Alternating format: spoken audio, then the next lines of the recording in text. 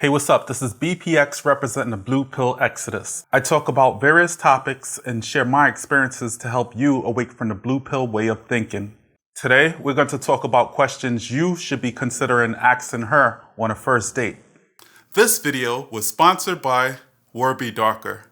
Not only do they make you look cool, but they'll also help you see when she has more flags than the United Nations.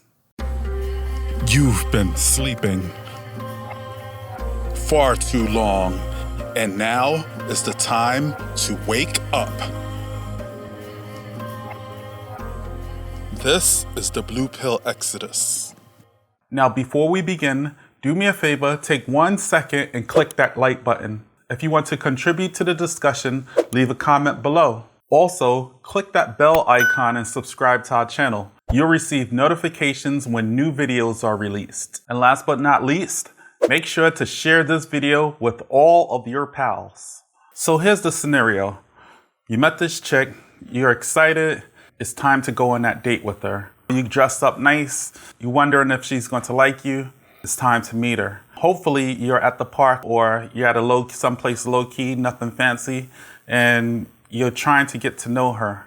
So what usually happens is you let her interview you and you take a back seat and you try to answer all her questions.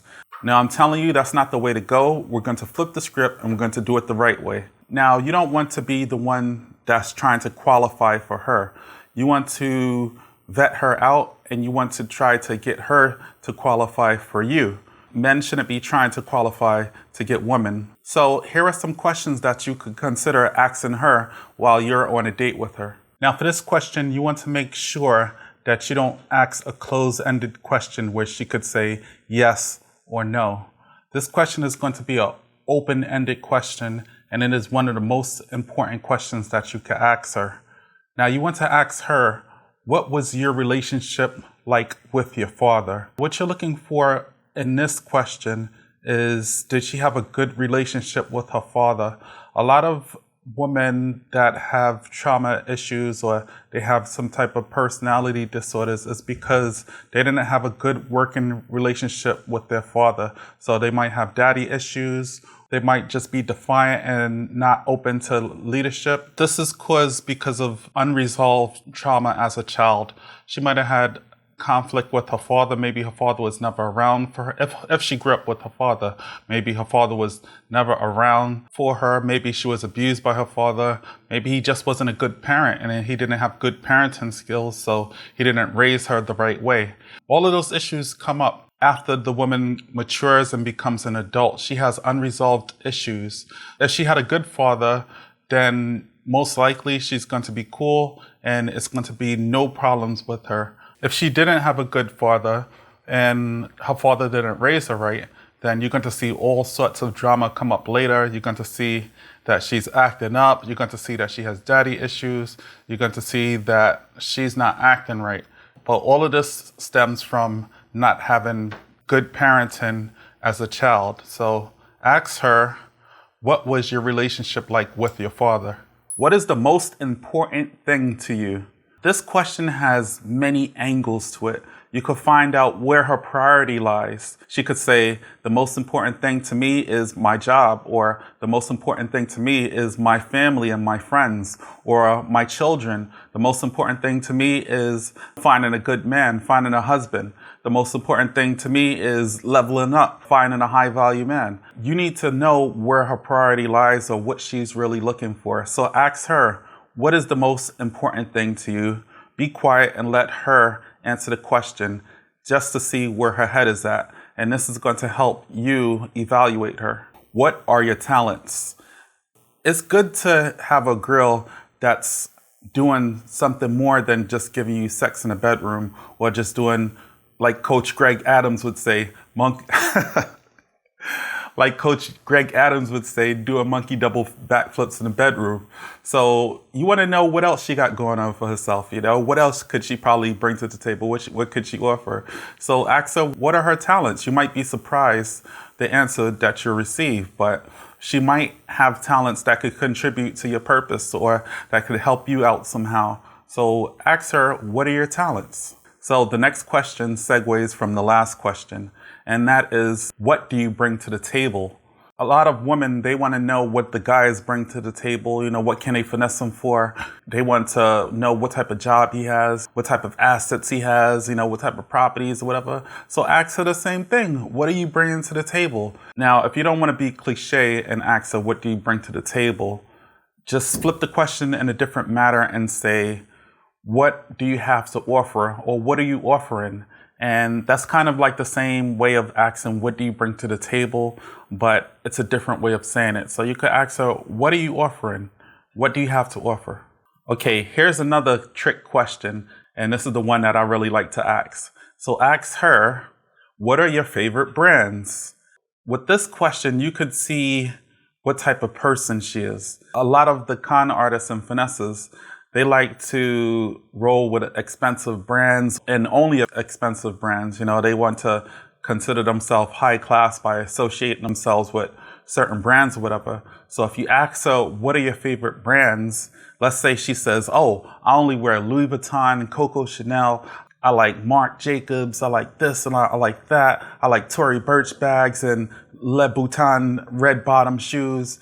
That's kind of like saying something about her character. A lot of insecure people, they like to associate themselves with famous brands and expensive brands to level their status or to make them feel better about themselves because they don't have that inward confidence. So they associate themselves with big brands to make them feel special. Now, what if the woman says, oh, I don't believe in brands, or I don't get into that. I don't care too much for brands and stuff like that. That could kind of be a good thing because she's not putting all of her faith in a brand to make herself look good or feel good. She probably has confidence, self-confidence, where she doesn't need to lean on a brand to make herself feel better about herself.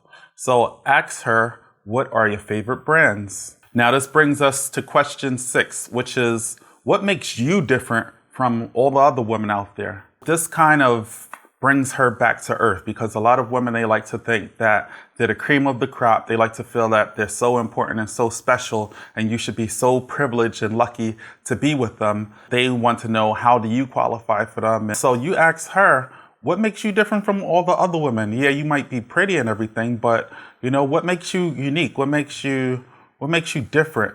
So this would probably shock her because she's not ready to confront that type of question. She probably also will be looking at you in a different light with a sense of respect because you're not thinking with a one-track mind. You just don't have sex on your mind. So she's going to fidget and try to dig for an answer, but that might be a little bit hard to answer because a lot of women, they probably don't think about what makes them different, especially when they're a 10, a so-called 10. That might be an interesting question to ask her. What makes you different from other women? Question 7 relates to the last question, and that is, what makes you special?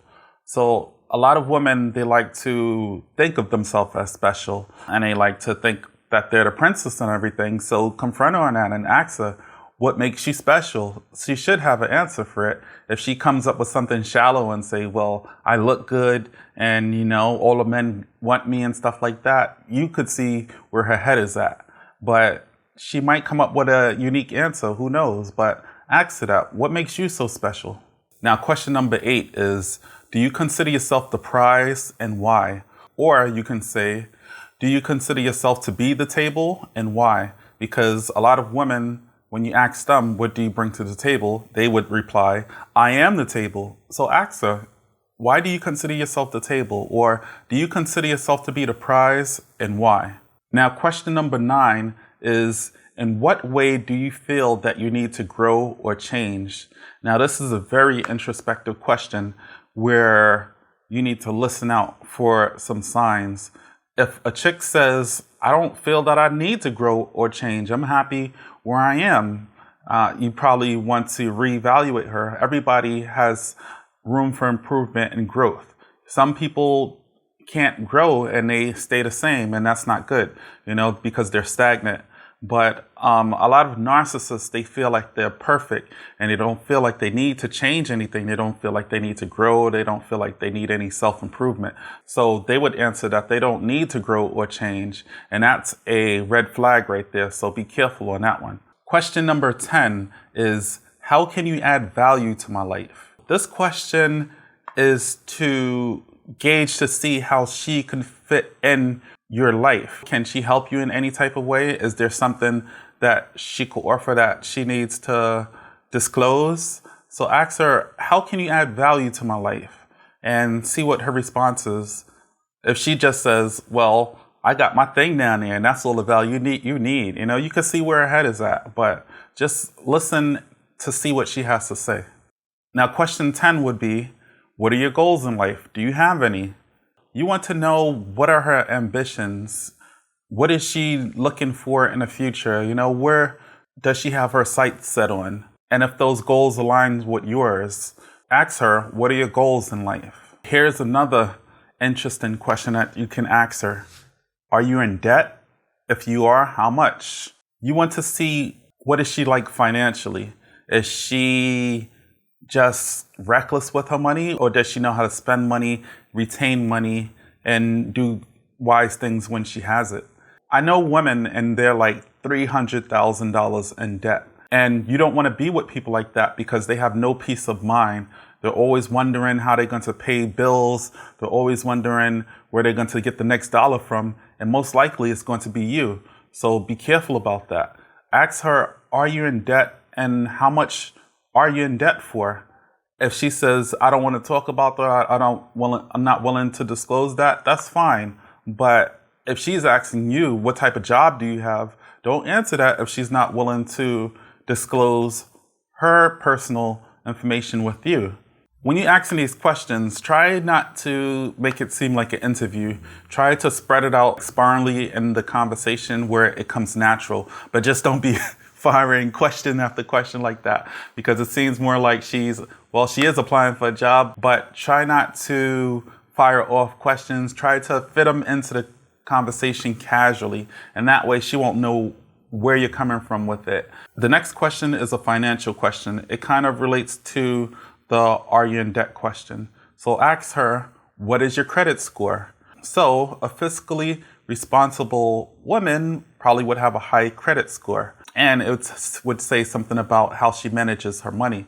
So look for a high credit score in there and ask her, what is your credit score? If she has no credit score, bad credit, or really low credit score, do some investigation and ask her, why is your credit score so low? Why don't you have any credit? Why is your credit so bad? What type of debt do you have?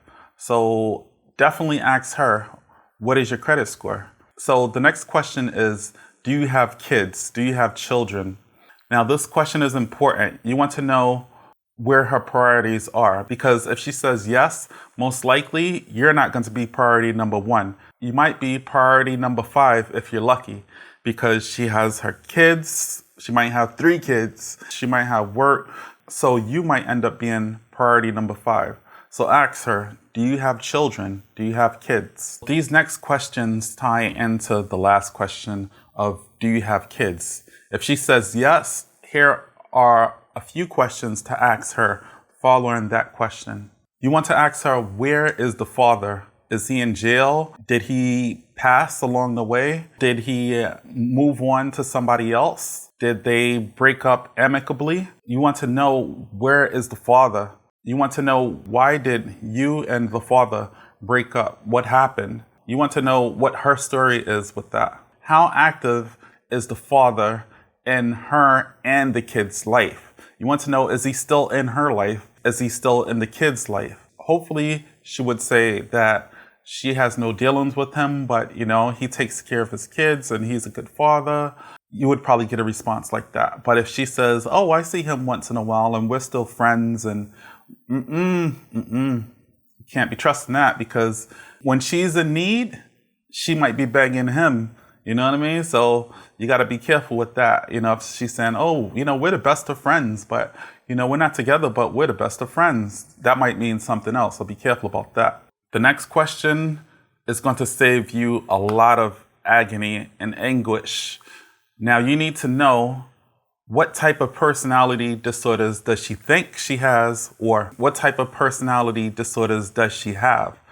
Don't be afraid to ask her that. You know, you can even be jokingly. Well, don't be jokingly about it, because she could play it off and be like, ha ha ha, I'm a psychopath. And she might really be a psychopath. So be careful about that. But ask her, what type of personalities do you think you have? Or what type of personality disorders do you have? Have you ever been treated for it? Did you actually get a clinical diagnosis on that? Or are you just speculating that you have that disorder, if there is any? Personality disorders can cause chaos and wreck a relationship. I was in a relationship with someone who was a covert narcissist. She had narcissistic personality disorder. All of the signs were there. And I knew nothing about it. I had no idea to ask her, does she have a personality disorder? A lot of women come from damaged families and damaged relationships, and it could really turn them into something that you wouldn't want to be with. And they have a really good way of masking it too. They might have something and you might not even know until maybe 2-3 years down the line, but you always think that something is strange with this person. But ask up front, do you have any personality disorders? If you do, which ones? Did you get clinically diagnosed for that disorder? Are you taking any type of medications to deal with any type of traumas or things that's going on with you? Ask her that before you get into any relationship, and believe me, that's going to save you a lot of heartache. Now, the next question kind of relates to the last question, and that is, do you have any addictions? What are you addicted to? Hopefully she'll be honest and forthcoming, and she'll tell you what's going on. Most likely she could say, oh, I like to go out on Fridays and I like to have a few drinks. I like to drink Monday, Tuesday, and Wednesday. Every week, you can make a decision, do you want to mess with somebody like that? You don't want to be dealing with a drug addict, because that could cause a lot of problems in the future. Ask her, what type of addictions do you have? What are you addicted to? Do you smoke or drink, and how often? This question relates to the last question. So ask her, do you smoke or drink, and how often? You don't want to be with someone who's drinking and smoking consistently and their head is not screwed on right, and they're bringing you into that, and it's going to bring you down. So stay away from people who's just smoking and drinking consistently, and they try to drink away their problems. They're trying to have a smoke because they're so stressed out about things and they don't know how to deal with those issues. So stay away from people like that. The next question is, what type of medications do you take? Now, you want to ask that question away from the last question, and you want to do research on those medications to see if it's anything that's used to treat people with personality disorders or used to treat people that has like a mental illness or something like that. So ask her, what medications do you take? The next question you could ask her is, have you ever cut yourself on purpose? Now, there's a lot of crazy chicks out there that's into self-harm, and they're into like alternative things like that, or things that you don't even want to have any type of business dealing with. Ask her, have you ever cut yourself on purpose? Hopefully she'll say no. So this question is a good question to ask her to see what type of chick she is. Ask her, do you have a lot of guy friends? Now, you don't want a chick that has tons of guy friends, because that's not cool and that's not healthy for the relationship. You don't want your chick hanging out with guys every week. You don't know what she's doing with them. I'm sure she wouldn't want you hanging out with chicks every week. You don't want her to be in that type of environment. Ask her, do you have a lot of guy friends? Or do you have a lot of guy best friends? Because this chick shouldn't be friends with guys, because guys, we know, only want one thing. So ask her, do you have a lot of guy friends? The next question is, do you have a lot of tattoos and a lot of piercings? Or how many tattoos do you have? How many piercings do you have? What types? What are they? And where are they located on your body? A lot of people who experience trauma, what they do is similar to the person that's cutting their skin and doing self-harm. Another form of that is to do tattoos and piercings. So the tattoos and piercings signifies what type of trauma that they had in the past. Like sometimes they'll put something on their skin that represents a trauma that they faced in the past. If they have their whole body covered with tattoos and piercings, that's up to you to decide whether you want to deal with somebody like that. Ask her what type of tattoos you have, how many tattoos you have, where are they located on your body, and why did you get them? Now, here's a very good question that I haven't heard a lot of people considering. And this question is, are you codependent? Now, codependency is something complex. Codependency is where you feel like you can't be alone and you feel like you need somebody to complete you and you feel like you need to rely on others for self-esteem or for validation. Look up codependency when you get a chance and you'll get more into it. But you don't really want to be with a codependent person because they're going to be clingy. They're going to always just rely on you and they're going to be so overbearing and smothering to you. Ask the person, are they codependent? The next question is, what social media are you on, or do you have social media? What is your social media? Do you have Facebook, Instagram, Snapchat? Are you on OnlyFans, FetLife? You want to know what type of social media is she on and what type of presence does she have there. Some women, they're addicted to social media, like social media is their life. You don't want a chick like that because most likely she's going to be an attention seeker. You don't want somebody who's always on the phone when you're with them because they should be giving you their undivided attention. Ask the person, what type of social media do you have? How often do you use it? What is your presence like on social media?